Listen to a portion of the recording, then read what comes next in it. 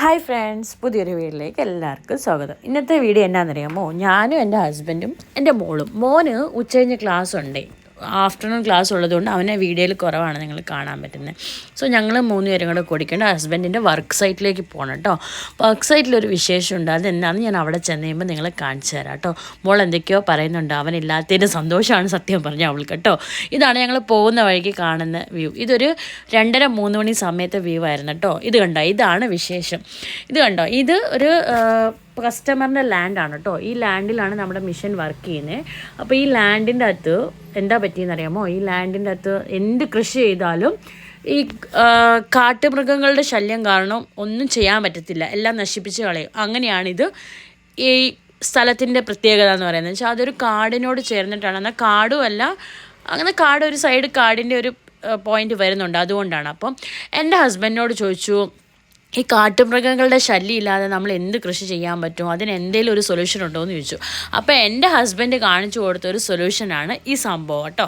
ഞാനും എൻ്റെ മോളും കൂടെ കയറി പോവാണ്. ഫുള്ള് അവളിങ്ങനെ മണ്ണിലൊക്കെ തൊട്ട് പോകും, അവൾക്ക് ഇഷ്ടമാണ്. ഇത് കണ്ടോ, ഈ പ്ലാനിൻ്റെ മാസ്റ്റർ പീസാണ് ഈ പുള്ളി. ഇതാണ് എൻ്റെ ഹസ്ബൻഡ്. നിങ്ങൾക്ക് എല്ലാവർക്കും അറിയാമെന്ന് തോന്നുന്നു, വീഡിയോക്കകത്ത് കണ്ടിട്ടുണ്ടെന്ന് തോന്നുന്നു അല്ലേ?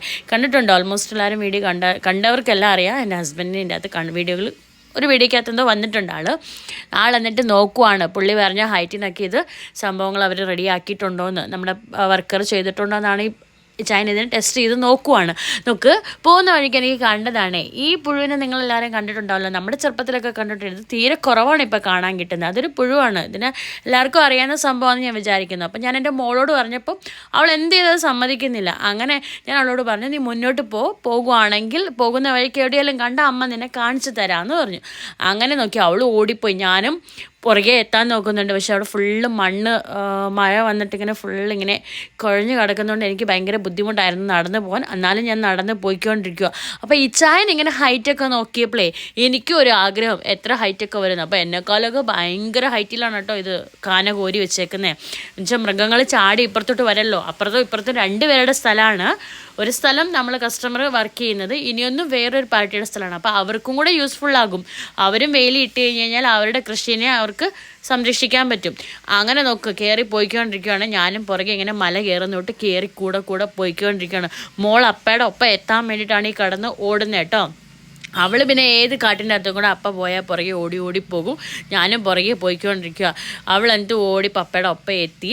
അങ്ങനെ പോകുന്ന വഴിക്ക് എനിക്ക് ആ പുഴുവിനെ പിന്നെയും കിട്ടുമെന്ന് ഞാനിങ്ങനെ നോക്കിക്കൊണ്ടാണ് കേട്ടോ പോകുന്നത്. വെച്ചാൽ മോൾക്കത് ഭയങ്കര ഷോക്കായിരുന്നു.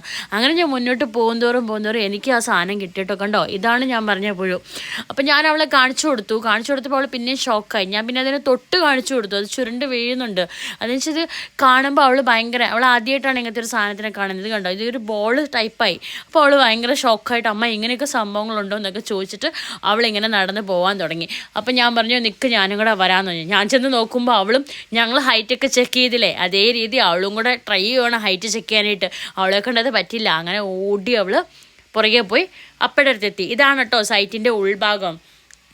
ഇതിൻ്റെ അകത്താണ് ഇതിൻ്റെ അകത്ത് കുറച്ച് അടക്കിയും തെങ്ങും ഒക്കെ വെക്കാൻ വേണ്ടിയിട്ടാണ് ഇങ്ങനെ ആക്കിയേക്കുന്നത്. കണ്ടോ, കാനയുടെ ഹൈറ്റ്, ആ മണ്ണ് കോരി ഫുൾ ഇവിടെ ഇട്ടേക്കാണ്. ഇതിൻ്റെ മേളിലേക്ക് ഇവരെന്നെ ആണെങ്കിൽ ഐബെക്സ് വെയിൽ ചെയ്യും. അപ്പം ഞാൻ നിങ്ങളെ ഇതിൻ്റെ ശരിക്കുള്ള ഹൈറ്റ് കാണിക്കാമെന്ന് ഓർത്തുകൊണ്ട് കഷ്ടപ്പെട്ട് കയറുകയാണ്. വെച്ചാൽ നിങ്ങൾ ആരെങ്കിലും ഇങ്ങനെ ലാൻഡിൽ ചെയ്യുന്നുണ്ടെങ്കിൽ, ഇങ്ങനെ ഫോറസ്റ്റിൻ്റെ അടുത്തോ ഇല്ലെങ്കിൽ കാട്ടുമൃഗങ്ങളുടെ ശല്യങ്ങളൊക്കെ ഉണ്ടെങ്കിൽ നിങ്ങൾക്കും ഇത് യൂസ് ആകട്ടെ എന്ന് ഓർത്തുകൊണ്ടാണ് ഞാനിപ്പോൾ ഈ വീഡിയോ ചെയ്യുന്നത് കേട്ടോ. ഇത് കണ്ടോ, ഇതിൻ്റെ ഹൈറ്റ് എത്ര ഹൈറ്റിലാണ്, അത്രയും ഡീപ്പിൽ കാന കോരിയിട്ട് ഇത്രയും ഹൈറ്റിലാണ് അതിനെ മണ്ണും കൂടെ ഇട്ടിട്ട് ഇതിൻ്റെ മേളിൽ ഐബെക്സ് വരുമ്പോൾ നമുക്ക് കൃഷി ഈസി ആയിട്ട് ചെയ്യാൻ പറ്റും. നമ്മുടെ കൃഷിനെ നമുക്ക് സേഫ് ആക്കാൻ പറ്റും. അതിനാണ് ഇച്ചാൻ ഇങ്ങനെ ഒരു ഐഡിയ ഇവർക്ക് കൊടുത്തത്. അപ്പോൾ അവർ ഭയങ്കര ഹാപ്പി ആയിട്ടോ, കസ്റ്റമർ ഭയങ്കര ഹാപ്പിയാണ്. വെച്ചാൽ അവരുടെ തലയിൽ ഇത് പോയാൽ അവരെങ്ങനെ ഇതിനെ സേവ് ചെയ്യും, നമ്മൾ എന്ത് കൃഷി ചെയ്താലും എങ്ങനെ സേവ് ചെയ്യുന്നുള്ളൊരു ടെൻഷനിലായിരുന്നു അവരിരുന്നത്.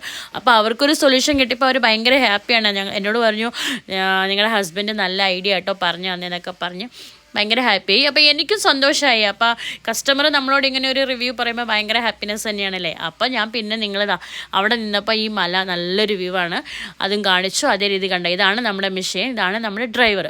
അപ്പനും മോളും ഡ്രൈവറിനോട് സംസാരിച്ചുകൊണ്ട് നിൽക്കുവാണ്. അപ്പോൾ ഇന്നത്തെ വീഡിയോ ഇത്രയേ ഉള്ളൂ കേട്ടോ. അപ്പോൾ നമുക്ക് അടുത്ത വീഡിയോയിൽ കാണാം. Till that bye, take care all.